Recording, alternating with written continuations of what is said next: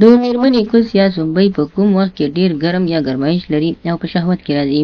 سلام ګران لیدونکو، هیله ده چې روغ جوړ او د صحت جامې وبرتن وي. زه یو ځل بیا ستاسو په خدمت کې د یو نوي ویډیو سره دریم. هیله ده چې د پام وړ به وګرځېږي. تر هر څه دمخه باید یادونه وکړم، که زموږ چینل مو نه وي سبسکرایب کړی نو زموږ چینل سبسکرایب کړئ او په خوا کې ورسره د ګونګړي نشان ووهئ. مننه. د میرمنې شرمګاه په کوم وخت کې ډیره ګرمیږي او شهوت مرحله یې زیاتیږي. لکه څنګه چې اکثره خلک په دې نه پوهېږي چې میرمن په کوم وخت کې ډیره شهوت ته راځي او ګرمایش پیدا کوي، نو د دې په غټ راز باندې هیڅ نه وي خبر. که غواړئ چې په دې راز ځان خبر کړئ نو د ویډیو تر پایه راسره اوسئ ترڅو په دې ویډیو ښه ځان پوه کړئ.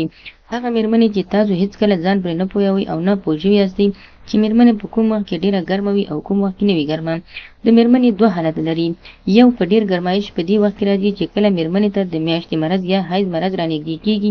په دې وخت کې چې کله 2 ورځې یا 1 ورځ د حیض مرض ته پاتې وي یا میاشتني مرض ته پاتې وي، نو د دې شهوت ډیر زیات وي. په دغه وخت کې دوی کولی شي چې تاسو سره زر تر زره نږدې شي، یعنې زړه یې دومره بړاس کوي چې په هره ثانیه کې له دوی سره یو ځایوالی وکړي یا کوروالی وکړي.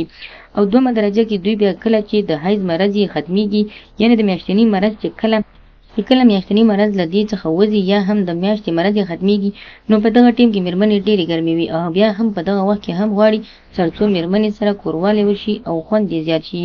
یعنې که تاسو غواړئ چې میرمنې ته په دې وخت کې پوه شئ چې تاسو په دغه وخت کې کوروالی وکړئ، دا 2 ګټې هم لري. لومړی ګټه، کله چې د میرمنې سره یوځای شئ نو تاسو میرمنې به په حیض وخت کې یا د حیض نه مخکې یا وروسته چې کله کوم ماشوم په خېټه کېږي نو دا به ډېر صحتمند او روغ جوړ وي.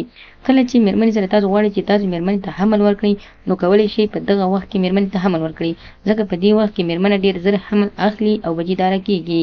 نو خدای دې وکړي ملګرو چې زموږ د ویډیو څخه غلط مطلب وانخلئ، زموږ ویډیو لایک کړئ، شیر کړئ او زموږ چینل هم سبسکرایب کړئ. مننه.